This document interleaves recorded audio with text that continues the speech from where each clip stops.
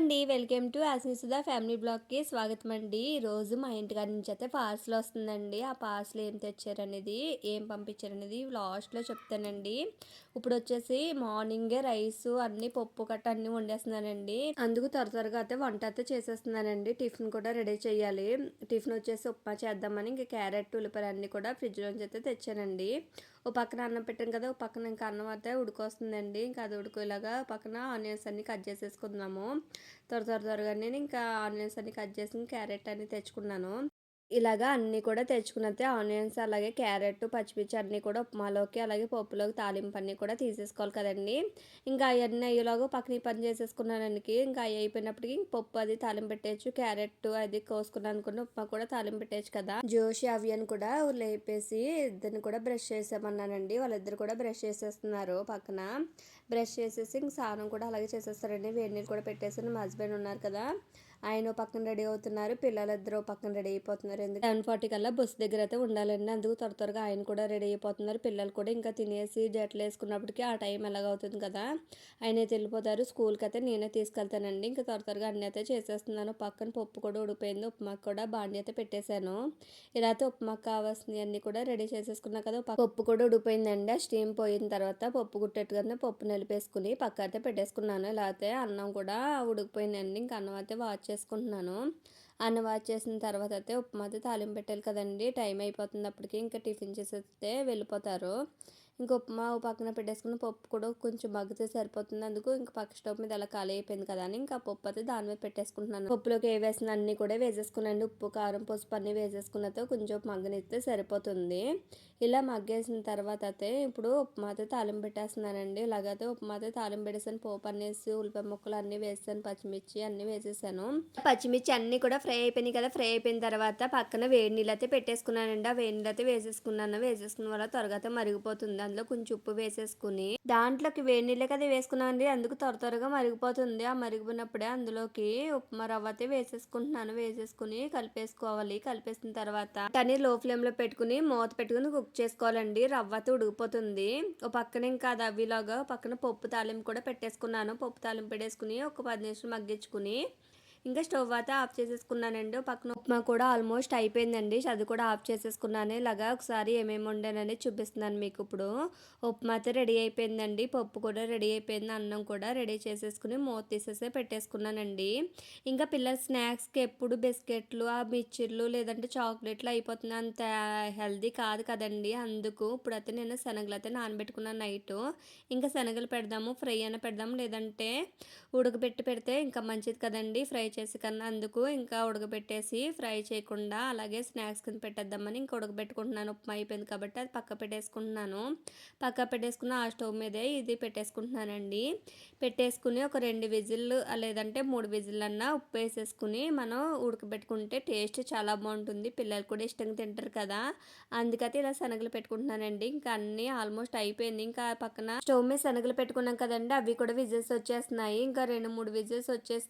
ఇంకా అది కూడా ఆఫ్ చేసేసుకున్న చల్లారిలోగా ఇంకా రైస్ కూడా పెట్టేసుకుని గిన్నెలోకి అవి చల్లారుతాయి కదా! లంచ్ బాక్సుల్లోకి మొత్తం రైస్ అయితే పెట్టేసుకుంటున్నానండి. ఇంక ముందు మా హస్బెండ్ పెట్టేసి పిల్లలిద్దరికి కూడా బాక్సులు అయితే పెట్టేసుకున్నాను అనుకోండి. ఇంక వీళ్ళు టిఫిన్ చేసి అన్నీ చేసినప్పటికీ ఆ రైస్ కూడా చల్లారితే ఇంక ప్యాక్ చేసేసుకోవచ్చు కదా! ఇంకా హవ్యకి కూడా బాక్స్ అయితే పెట్టేశాను. హవ్యకి ఒకటి బాక్స్ కొనాలండి. ఇంకా స్టీల్ బాక్స్ ఒకటి ప్రస్తుతానికి ఆ చిన్న బాక్స్ అయితే పెడుతున్నాను. ఇంక స్టీల్ బాక్స్ మనం కొందామంటే అవ్వలేదండి.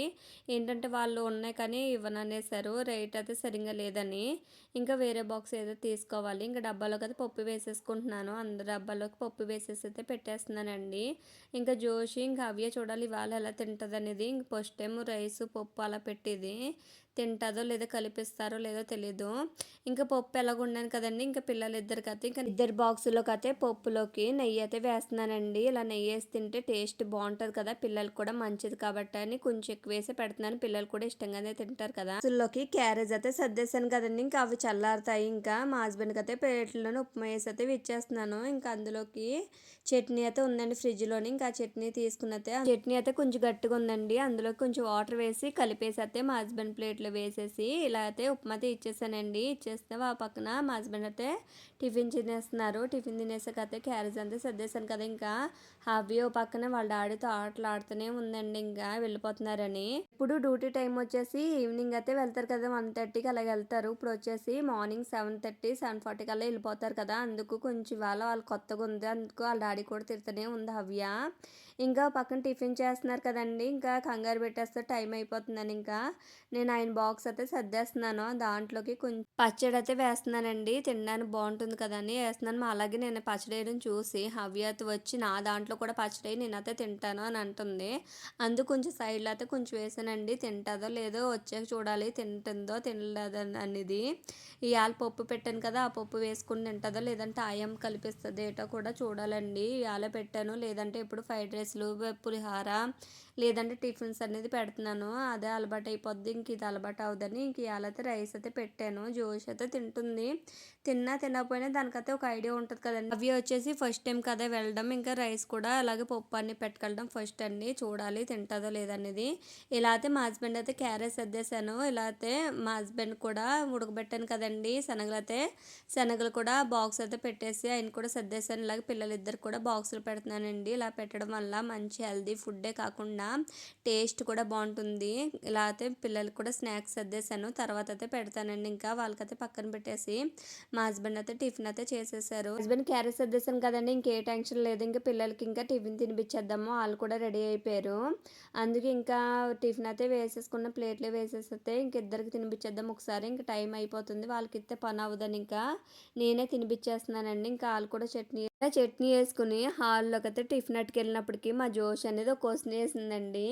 ఇది కూడా ఇప్పుడు స్కూల్కేనా, ఇదే పెడతావా స్కూల్కి అని అడుగుతుంది. ఆ జోషి అడిగిందని హవ్య కూడా ఇదేనా స్కూల్కి పెట్టేది, నాకు వద్దు ఉప్మా, నాకు పప్పు వద్దు, నాకు అదొద్దు అని అంటుంది. లేదమ్మా పప్పు బాగుంటుంది, అందులో నెయ్యి వేసాను, టేస్ట్ బాగుంటుంది, తిని చూడు, మేడం కూడా బాగా తింటున్నావు హవ్య అంటది, వెరీ గుడ్ గర్ల్ అంటది అని అంటే కనుక సరేలే అట్టుకెళ్ళిపోతానులే, నాకు ఉప్మా మాత్రం వద్దు అని అంటున్నారు.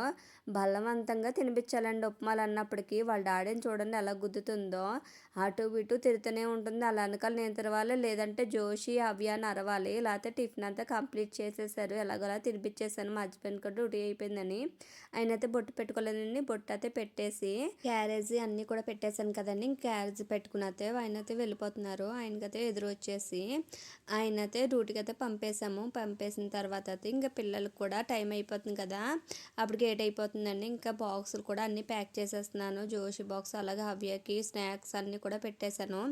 ఎవరి బాక్స్ అలా సెపరేట్ చేసేసి పెట్టేసి బ్యాగ్లో అయితే పెట్టేస్తున్నానండి. ఇలా బ్యాగ్లోకి అన్నీ పెట్టేసిన తర్వాత అయితే వాటర్ బాటిల్ అన్నీ కూడా బ్యాగ్లోకి దాన్ని ప్యాక్ చేసిన వాళ్ళకి కర్చీప్స్ అని, స్పూన్స్ అని అన్నీ పెట్టాలి కదా, అన్నీ పెట్టేసి అయితే ఇలా క్యారేజ్ బ్యాగ్స్ అయితే రెడీ చేసేసాను. రెడీ చేసేస్తే హాల్లోకి అయితే వచ్చేసానండి. క్యారేజ్ బ్యాగ్లన్నీ హాల్లో అయితే పెట్టేసిన తర్వాత జోషి వచ్చి డైరీస్ అయినా చేయలేదంటే ఇంక డైరీస్ అయినా అయితే చేసేసాను.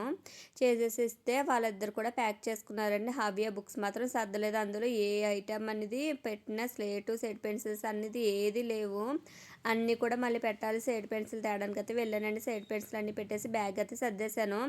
క్యారేజ్ బ్యాగ్ అట్టుకెళ్ళి కింద పెట్టండి రా వస్తాను లాక్ అన్నీ వేసుకుని అంటే వాళ్ళిద్దరు అయితే వాదన వేసుకుంటున్నారండి, నేను అట్టుకెళ్ళని.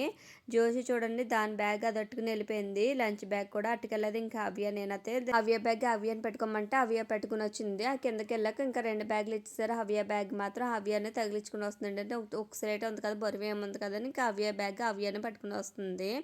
ఇలా అయితే స్కూల్లో దేవిడిసానండి. స్కూల్లో దేవిడిసిన తర్వాత అయితే ఇంటికి ఒకటి పార్సల్ వస్తుందని చెప్పాను కదండి, ఆ పార్సల్ అయితే వస్తుంది. అందుకైతే మళ్ళీ కిందకి దిగాను. ఇంటికి వచ్చేసిన తర్వాత ఆ పార్సల్ కోసం అయితే వెయిటింగ్ అండి. ఇలా అయితే పార్సల్ ఇచ్చేసి అయితే వెళ్ళిపోయారు అన్నయ్య.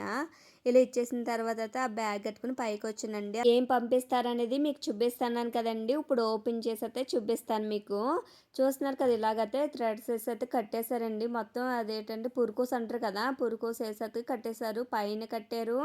అలాగే లాన్ బాక్స్ కూడా ఎలా కట్టేశారు చూడండి, అస్సలు ఊడకుండా గట్టిగానే స్ట్రాంగ్గా కట్టారండి. అసలు ఏం తెచ్చారని చూపిస్తాను మీకు ఇప్పుడు. వచ్చేసి ఇంటికాడ అయితే గోరింతాకు అయితే తెప్పించుకున్నానండి. ఇక్కడ అసలు ఉన్నా కూడా అసలు ఎవ్వరు ఇవ్వట్లేదు హిందూపూర్లోని, అందుకు అమ్మ నాకు పంపించి అలా పంపిస్తున్నావు కదా అంటే గోరింటాకైతే తీసుకొచ్చండి. అది ఆయిల్‌ని అంతే కాకుండా తలకు పెట్టుకుందామని తెప్పించుకున్నాను. ఇంకోటి వచ్చేసి గుంట గరగరాకండి. ఇది మెయిన్ అండి. నేను ఆయిల్ చేసుకుంటా కదా దానికోసం అయితే తెప్పించుకున్నాను. ఈ గుంట గరగరాకు ఇక్కడ అస్సలు ఎక్కడ దొరకట్లేదండి. మన సైడ్ తప్ప ఎక్కడ దొరకదు ఇది. అందుకైతే అక్కడి నుంచి అయితే ఇక్కడ తెప్పించుకున్నానండి. ఆయిల్ అయితే మరగబెడతాను. అది ఎలా మరగబెడతానో అసలు ఏమేమి వేస్తానో ఆయిల్ అనేది కూడా చూపిస్తాను మీకు. వీడియో చేసి చూపిస్తానండి. దాంతో పాటుగా నాకు ఎంతో ఇష్టమైన మా చిన్నప్పటి నుంచి మా డాడీ ఎంతో ఇష్టంగా కొంటారండి ఈ బ్రెడ్ అనేది. అందులో జామ్ ఉంటుందండి. టేస్ట్ అయితే చాలా బాగుంటుంది. మాకు చాలా ఇష్టము. దాంతో పాటుగా పిల్లలకి వచ్చేసి చాక్లెట్లు అయితే తీసుకొచ్చారు. డైరీ మిల్క్ చాక్లెట్లు కూడా పంపించారు. ఇలాగా చక్కెరలు ఉంటాయి కదండి. ఆ చక్కెరలు ఒక హాఫ్ కేజీ అయితే పంపించారు. ఇవన్నీ కూడా మా పిల్లలకు సంబంధించినండి. ఆ పైన ఉన్నాయి రెండే నాకు కావాలని నేను తెప్పించుకున్నాను. కానీ అన్నీ కూడా పిల్లలు స్నాక్స్ కొంచెం పంపించారు. ఈ స్నాక్స్ కాకుండా స్వీట్ ఏదో ఒకటి వేద్దాం అనుకున్నా. స్వీట్ తినట్లేదు. పిల్లలకి స్నాక్స్ కింద ఉంటే మిక్చర్ వేయమంటే మిక్చర్ అయితే వేసేసి సన్నకారపూస అలాగే చొకడీలు వేశారు. అమ్మ వచ్చేసి వేరే ఊరి నుంచి అయితే ఇలా మామిడి తండ్రి అక్కడ రెడీ చేస్తారు. టేస్ట్ బాగుంటుందని అంటే మాకైతే 2 కేజీలు తెప్పించిందండి. అమ్మకు 1 కేజీ తీసుకుంది. అందులో ఒక హాఫ్ కేజీ మళ్ళీ మాకు పంపించేసి మొత్తం 2.5 కేజీలు అయితే మాకే పంపించేసింది. పిల్లల కోసం అతని మాకు దొరకదని కాదండి. టేస్ట్ కూడా చాలా బాగుంటుందంట. ఇంక మళ్ళీ ఎప్పుడు వస్తారో ఏటో తెలీదు. ఇంకా ఎలాగుంటుంది కదా పిల్లలు తింటారు కదా అని పంపించింది. 2.5 కేజీలండి. టేస్ట్ అయితే చాలా బాగుంది. నేను తిని చూశాను. పిల్లలు వచ్చి నాకు ఇవన్నీ చూస్తే ఇంక ఎగురు గొంతేస్తారండి. ఇవన్నిటిలోని అమ్మమ్మ తాతయ్యల ప్రేమ కనిపిస్తుంది కదండి. ఈ వీడియో అనేది ఇంతటితో కంప్లీట్ అయిపోయిందండి. చూసినాక లైక్ చేసి సబ్స్క్రైబ్ చేసి వెళ్ళండి. Thank you for watching.